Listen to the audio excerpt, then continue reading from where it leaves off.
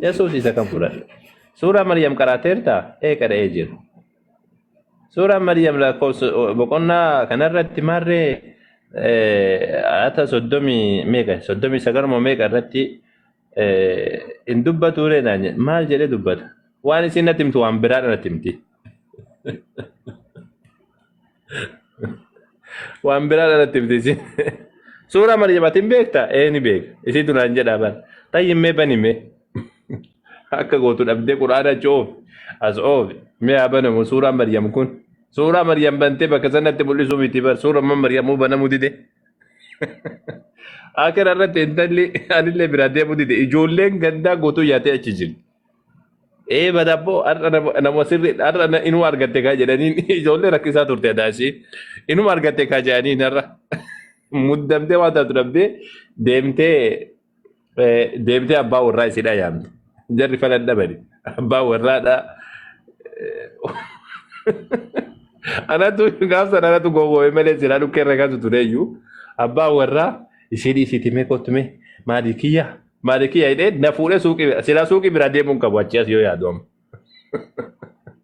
wallahi akkas silaa suuqii biraa deemuun qabu achuma dhaabachuu na fuudheeti bakka biraadhaan teessisee beektee achi teenyee akkanatti Yesuus nama fayyisaa raajota argaa jirtu maal jedhee kara guutuu taasise ana ammoo xiiksii kaan tal gaafatti godhu ati nagaan deebi amma lammata nuti dubbisin jiru jedhee balbala osoo ani taasa'u na jalaa deessee balbala keessa ol seenaa tika cufate boodaan illee mana wanna silaa bakka sani deemuu qabu suuqii isaa irra lallabuu qaba ture akkana yaada galfanne malee. Guyyaa takka lafa olleen beeknu bar guyyaa takka guyyaarraa lallabaa olla guyyaa kana guutuudha. Ijoollee walitti qabannee bakka takka tatteenye. Hubachiisa islaamummaa hubachiisanii sirriitti irra caalaa. Ammas waldhabbii macaafaa kana itti agarsiisa. Waljabbii macaafaa akka biratti godha.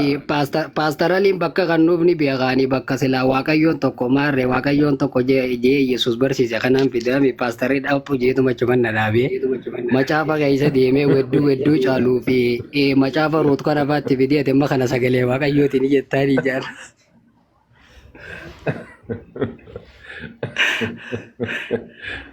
Wedduu caalufaa yeroo isa dubbistan maal faatu isin qunname har'a jarumaa tolsiifnaa yuqaa jiru.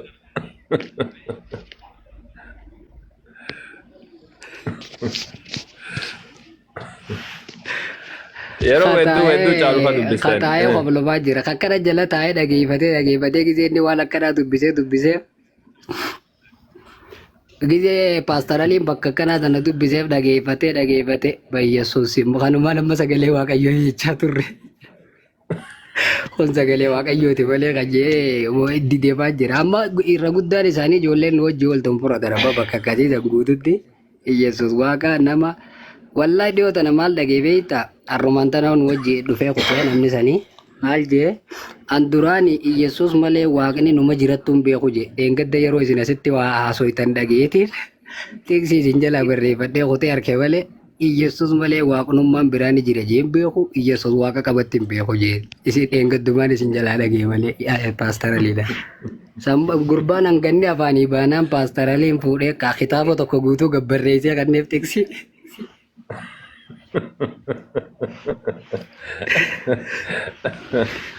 Abbo nurraa badee malee paastaraliin asii hin badee. Kamsoon talafaa tanaa jabduu dhiisu talafaa tanaa wayyaa. Talafaa tolee jabduudha laa kamsoon teenya bar bakka hedduu geessee jirti wallaggaa nu seennee lallabu jirra amma. Wallagga keessa bashannanu jirraami kun Ustaaz Muhammadii jidduu kana wallaggaan keessa deemee lallabu jiraa bakka gaarii. Alhamdulillah rabbil alamin. Kamsoon lafaa wanni bareedduu fi paastaralii wanti lafarratti kana didee tiiktook irra dhufuu didee warri lafarraa kun akka warra tiiktook irraa kanatti mataan jabaatan beektaa waan ati itti himte sirraa fudhatanii tiksi ati kan itti barreeffatanii hin beekan waan ta'eef san dura sirraa hubataniituma addaan baafatanii si bira deeman mormiin hin jiru akkana gigim jedhanii si dura dhaabbatanii haa ta'u wedduu caalu sagalee waaqayyooti haa taatu jeekka warra tiiktook irraa kanan jiru warruma dhugaa kan adda baafatee deemuu jira. Gariin amma yoo gaafatte ijoolleen wajjin ooltota paastaraliin itti lallabachaa ture nuti amantii hin qabnu siin jetti gariin. لا ديستان يرو سينتي والمرئنا والغافنا تنجل ما ديستان إسنس أوليس أما تو سنتي جرتا أما تو سنتي جرتا يروتك أما تو نبي جرتا كيجيبا كيف نيفي نبي جرتا كيجيبا ماما كيجيبا نبي جرتا يروتك كبنا أما تنبي جرتا ساعتي كان نبي جرتا قربانكم توكو فارتي نمان سيكفتو يروتك قربا يروتك فكاتا كيجيبا أوفت يروتك kijibuuni kiristaanaa keessatti dhowwamaadha. Tokkoffaa irratti amantii kiristaanaa keessatti namni kijibaan malee jiraachuu danda'u kan jedhamutti kijibaan malee jiraachuun hin danda'u. Kijibaan malee jiraachuun hin danda'u. Sababni isaa maaliin? Sababni isaa Phaawulos mataan kiristaanotaadha. Achi barbarru malee nuuf hin ta'u jedhee bar gilxiidhaan dubbata osoo achi dhoofin. Isin galee osoo asin dhoofin achi dhoofin. Roomee boqonnaa sidira koota torba mee qabadhaan mee isinitti hima. Roomee boqonnaa sidira koota torba irratti wata dubbatu maal jedha laal. Nuti an kijiba kootiin waan waaqayyoodhaa yoo dubbate. Yoo waan waaqayyoodhaa dubbadheetiin jedhe maal rakkisaree jedhe minim chiggiree lom jechuudha. Kanaaf Phaawulosiin amma kiristaanota gaafattee ati Phaawulosii maaliidha Roomaadha moo warra Israa'elooti jetteen lamaanuu dubbatee jira Phaawulos. Hojii ergamoota boqonnaa 22 irratti maal jedha ani warra Roomaatii jedha. Ani warra Roomaatii jedha. Roomaarra dhaloonni kiyya warra Roomaatii jedha. Boqonnaa 22 irratti. Achi as deebitanii ammoo Qorontos keessa yoo seentanii jettan warra Qorontosii maal jedhaan ani saba Israa'elii. Ummanni kunniilee saba Israa'el anillee ilmaan Ibraahimii jedha. Phaawulos mataan isaa akkanatti isin achi barbara. Phaawulos saba isaa zarii isaa hima usuusin hin jedhan himuu dandeessani kiristaanonni himuu hin dandeessan. Zariin isaa maaliin Phaawulos himuu hin dandeessan. Sababni isaa zariin isaa lamatu dubbatamee jira. Lamatu dubbatame. Saba Israa'el warra Roomaa. Jarri lachuu zarii garagaraati. Zarii garagaraati. Phaawulos ammoo kanneen lamaanuyyuu kijiba himatee jira. Hundeessaan keessan jechuudha. Hundeessaan amantii keessanidha. Kan addas nama jedhadha. Hundeessaan amantii keessanidha. Macaafa keessan keessatti hojii ergamoota boqonnaa 9 lakkoofsa 7 irratti Phaawulos wayita dubbatu wayita osoo karaa deemaatiin jiru isin galee. Dhugaa osoo karaa deemaatiin jiru balaqqee isinatti mul'atee erga sana ammoo warri na bira jiru sagalee irraa kan hafe ifaa tokko leen agarree jedha. Achi as deebi'ee ammoo macaafnummaan kun boqonnaa 22 lakkoofsa 9 irratti ammoo lakki sagalee dhagaanii ifaan agarree jedha. Waldhabbii akkana haadha argitanii jirtaniisa? Kijiba akkana haadha argitanii jirtaniisa isin? Tayyib eega wannaa taate. Kana malee iyyuu fakkeenyaaf Phaawulos mataan isaa dhawate dubbatu. Qorontos tokkoffaa boqonnaa 9 irratti jechuudha. Boqonnaa 9 lakkoofsa 19 akkas irratti maal jedheetiin dubbata Phaawulos. Wayita dubbatu. Ati xobbee biraa dhayte durriyyee biraa dhayte akka durriyyee ta'e Yahudaa biraa dhayte akka Yahudaa ta'e kijibdee ani Yahudaadha jedhi jedha. Kanaaf amma warra amantii Pheenxeedhaa bira dhaytan bar Musliima bira dhufan Allahumma salli ala Muhammad wanni jaanii akkasii shubbisaniif sababa kana akka Musliimaatti shubbifneedhani imaamaa maratanii Allah ya Allah akkas jedhanii yoo Pheenxee bira dhaqan ammoo akka ta'aatiin wanni jedhan yoo kaan bira dhaqan akkasumatti yoo waaqeffata bira dhaqan akkasumatti. Sababni isaan akkanatti olii gad achi barbaadanii waan tokko irra gad dhaabachuu dhabaniif sababa Phaawulos waati waan kana barsiiseef. Kana Yesuus Kiristoos mee kijiba kan biraadha yoo isin hime Yesuus Kiristoos mataan isaadha Yohaannis boqonnaa 7 lakkoofsa 8 irratti sargiin dhaquu jedhee ture. Sargiin dhayxaa jennaan yookaan cidha saniin dhayxaa jennaan cidha saniin dhaquu jedhee erga sanii ammoo lakkoofsa 10 irratti dhokatee dhaqee jedhe. Yesuus waaqni kiristaanaadha sobeetiin dhaqe. Hin dhaqu jedhee sargiin dhaqu jedhee ka'ee sobee dhaqe. Sobee dhaqe. Lamin yisobaal. Dhiifamaa wajjin yaadan qaba. Maaliif soba? Yaada kan keeti deebita. Ka isaa irratti yaada kennadhee ka eegasaniitu. Maaliif soba? Ta'i hin dhaqu jedhee eegasanii maali godhuu dhaqa? Maaliif dura hin dhaqu jedhee dubbata eegasanii maa dhaqa? Kijiba moo kijiba miti kun? Kijiba jechuun bar dubbii tokko dubbattee faallessitee waan sanuu jechuudha. Ta'i kijib. Yesuus Kiristoos mataan isaa dhaamma isin biratti akka macaafa keessaniitti nu biratti nabiyyi guddaadha. Isin biratti nama kijibu. Kana malee illee fakkeenyaaf kijiba Yesuus Kiristoos keessaa isin lakkaa'ame kijiba Yesuusii jar ilkisan keessaa Yesuus Kiristoos maal jedhee jedhan Yohaannis Maatewos boqonnaa 16 lakkoofsa xumuraa irratti Yesuus Kiristoos namoota as dhaabatan keessaa kaan usun du'in jedhe. Kana jechuun gariin usun du'in ilmi namaadha dhufa ilmi namaa malaayikaa wajjin dhufaa jedhe. Ilma nama kan jedhame Yesuus. Yesuusii usun namni as jiru kun hin du'in dhufaa jedhee dubbate Yesuus. Hin hafe Yesuus. Innuuf inni hafe kijiba mun kijibin. Hin kijibee jechuudha akka macaafa keessaniitti. Laakiin ammoo nabiyyiin Muhammad alayhi salaatu wasalaam illee haa ta'u Yesuus illee haa ta'u nuti kijibaan jennu. Macaafni keessan ammoo Yesuus kijibe kan jiru bakka hedduu dubbateetiin jira. bakka hedduutti dubbatee jira bakka takka lama miti bakka hedduu dubbatee jira sinigalaa miti isa kanaafuu Yesuus Kiristoos kamtu jira macaafa kana keessa wallabbiin meeqatu jira isa kana irratti waan jettanii Gaaffin kiyya Yesuus gooftaadhaan jedha jalqaba irratti. Yesuus gooftaa miti waaqa miti gooftaa jechuun maal jechuudha sa Gooftaadha. Yesuus gooftaa alfaa fi omeegaadha. Yesuus waaqa namni waaqa jedhullee jira gammadu ilma jettanii warri waaqa jedhu Lord jechuun maal jechuudha gooftaa jechuun maal jechuudha Lord jechuun anuyyuu Lordidha ani mataan kiyya Lordidha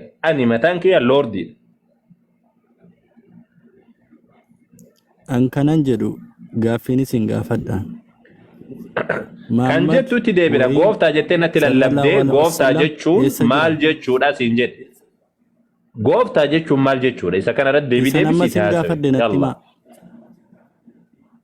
isa kana kanatti lallabdee kana himate awwal gaafii gaafadha jettee natti lallabuu sin barbaachisu ture gooftaa jechuun maal jechuudha yalla gaafii yoo gaafachuu barbaade gaddita gara gaafii seenuu yoo gaafii gaafachuu barbaanne ammoo akkasuma seenuu tayyib akka walii galaatitti kiristaanonni yoo sobanii itti deebiname kiristaanni sobanii yoo jettan ni soban ebbo ni soban wallahi ni soban fakkeenyaaf amma soba isaanii keessaa tokko ka guddaadha kan furdaadha isin yaa kennu soba isaanii keessaa tokko macaafa Musee 5 Museetu barreessee jedhanii dubbachuu Museetu isinii garee Museetu barreessee jedhanii dubbachuu osoo Museen macaafa Museen barreessee jedhan keessatti osoo duuti Museedhaan dubbatamu giddiidhaan wal amansiifneedhanii isinii garee giddiidhaan wal amansiifneedhanii Museen du'e macaafa jedhu Museetu barreessee nuun jedhan. Kijibni kana oliidhaa jira naaf himame. Mi kijibni kana oliidhaa jira. Macaafa Museen fakkeenyaaf amma macaafa seera keessa macaafa kana arguu jirtanii miti isaa. Macaafni kun jalqaba irratti macaafa 5tu jira kan Museetti hirkisan Muusaa Nabiyalla Museetti hirkisan. Macaafa kana keessa Muusatu du'ee jedhee macaafnummaan kun nutti hima. Macaafa Muusaan du'e jedhee nutti himu kana Muusatu barreessee nuun jedha. Isin ajaa'ibsiisaa isaa? Isin ajaa'ibsiisaa inni kun? Akka malee nama ajaa'ibsiisa. Kijibni kana oliidhaan jiru. Tayyib dabalataan macaafa eega kiristaaniin kijibu taate akkamitti wallabbiin macaafa keessatti argamti? Wallabbiin akkamitti macaafa keessatti argamti? Maatewos keessatti Yahudaan gantichi uffanniseetiin du'ee jedha. Hojii ergamoota boqonnaa tokko irratti ammoo lakki uffannisee hin duuneeti maal ta'e du'e jedha lafa dhaheetiin du'e lafa dhahee mar'imaan keessaa yaa'ee jedha. Isinii galee kijiboota akkanaa kanniintu jira. Yesuusii waaqa jechuun kijibaa bara. Yesuus ani waaqa hin jenne takkaayyuu isa kanniin isinii galee isa kanniintu jira. Isin akka waan xiqqoo siidhaa wanna akka macaafa keessatti subhaanallah akka waan macaafa keessan keessatti wanni dhugaa wayii jiru hin godhatina akkasitti hin ta'u dubbiin. Akka waan macaafa keessatti dubbiin dhugaa jirtu wayii hin godhatina. Nabiyyiin Muhammad immoo alayhi salaatu wassalaam sobanii as deebiname. La nabiyyiin Muhammad alayhi salaatu wassalaam takkaa seenaa keessatti Qur'aanaaf hadiisaa miti bar seenaa keessatti nabiyyiin Muhammad kijiban jechuu ani isin badhaasa yoo kijiba takka naaf fiddan. Karaa saayintistiitiin taate karaa saayintistoonni dubbataniin taate saayinsii gad dhaabbataadhaan jechuudha. Nabiyyiin Muhammad akkana jedhanii wanni kun soba jettanii fiddanii wal dhabbiidhaan taate wan barbaaddeenu ta'iti nabiyyiin Muhammad alayhi salaatu wassalaam waan dubbatan waan sobaa tokko yoo naaf fiddan isin badhaasaniyyuu. Nama waa beeku ta'a. Nama hadiisa beeku ta'a jechuudha. Nama xiqqoo si waa beeku ta'a. Nama waa dubbisee jiru ta'a. Nama seera hadiisaadhaa beeku, seera quraanaadhaa beeku ta'a. Beekumsa yoo qabaatte yoo isin naaf fiddaniitiin jettan ani isin badhaasaayu. Takka nabiyyiin Muhammad alayhi salaatu wassalaam lam yusajjal alayhi kadhibun laa qabla mab'athihi walaa ba'da mab'athihi. Osoo hin ergamin durallee ergamanillee takka kijiban hin beekan nabiyyiin Muhammad alayhi salaatu wassalaam. Inumaa sanii miti. كجيبا متى ساتيو نبي ربي عليه الصلاة والسلام إياكم والكذب كجيب الرائع قد أجال فإن الكذب يهدي للفجور كجيبني بديد لقدتي سنجيسا سيدي وإن الفجور يهدي إلى النار بدي دلقور أمو قرئ بدات سنجي سجع نبي ربي عليه الصلاة والسلام كجيب الرجبي سنيت الأول وانتو تبدي إبدا جهنم نما سنسن قرقودا كيسا شهادة الزور قول الزور جتش كجيبات جلال إنما نبي ربي عليه الصلاة والسلام ويتوان صومات أدبة من لم يدع قول الزور والعمل به فليس لله حاجة في أن يدع طعامه وشرابه نمني صومتوكو جتش كجيبا في وان كجيبا هجتشيون إيسين ربين نياتا في لغاتي دي سوسا كيسا تاجان كبوجان كان أفو نبي محمد عليه الصلاة والسلام كان فقالت إن حرام جاري لو ونجران كجيب تكا كجيباني لم بيكن تكا كجيباني بيكن قروه كجبني متى إساتي طيب إنجر بكي أتي دركمتي تكجب دو هنجر سنمو وان شريعة كيسة ربي سبحانه وتعالى لا في سيدة بكي اتلا في سيج أباسوني وان لا في فمين النسو مجابة كيسة اللي إنو مجرى بكي بدي لكن نبي ربي عليه الصلاة والسلام أدى يرتون واني هاركنا منقون واني قبانا منقون warri gurguddaan osoo nabiyyi Muhammad alayhi salatu wasalam hin ergamin dura nabi Muhammad maqaa itti baafatanii yaamaatiin turan as-saadiqul amiin isa dhugaa dubbatu amanamaa jedhan kuni maqaa muslimtoon itti baasanii miti maqaa namni jaalatu itti baasee miti maqaa namni jibbu itti baasee miti maqaa warri nabi Muhammad wajjin jiraachaatiin turan itti baasanidha as-saadiq isa dhugaa dubbatu kan hin kijibne al-amiin isa amanamaa jedhanii itti baasanii maqaa kana مكة كيستي نمتوكو أكا نبي محمد عليه الصلاة والسلام أمنا من كرشي أفيدا نمني سنغالي كرشي أفيدا نمني أمريكا اتكنوا نبي محمد مالي عليه الصلاة والسلام من جرطوري حتى قاف نبي محمد عليه الصلاة والسلام إرقمل أمتا تلالباني كوتا يا أجاني قاف إسان تلالبان يا أمتك يا جاني أسوأني كنو وراني وهيرا دفعي أسجير جري سنتي بين الأقوم ستاني جنان أيوة نصدقك نعم نصدقك وما جربنا عليك كذبا تكاك جبدي كان كده هم بيكنو سيدو قوم سنيداني أرغتاني أما تكاك جبدي كان كده رجينيم بيكنو جان نبي محمد عليه الصلاة والسلام هو الطاهر المطهر نبي قل كل فبا كتكاك جبيني تكاك جبني نبي محمد عليه الصلاة والسلام بهم بيكو النبي صلى الله عليه وسلم فداه أمي وأبي نبي محمد عليه الصلاة والسلام سينا إنساني دهكس إسن أمو كريستانوني سبب ما إجولين رفته إسلام ما قبطو جج وان برادا كوفكي سنقامن كبيركم سنقامن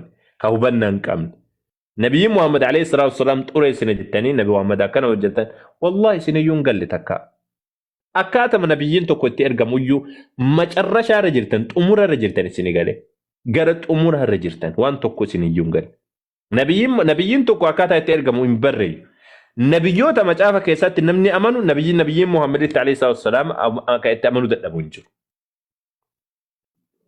سيني كلامتي سا اكا كان سينين جچولا ولي قالت على كل حال اني ديبي غربا سنيتي في ان شاء الله ميك جيبا مجافا كيس جرو غياتو كچمي فيليتي دراسه بل اسي يا ربي ان شاء الله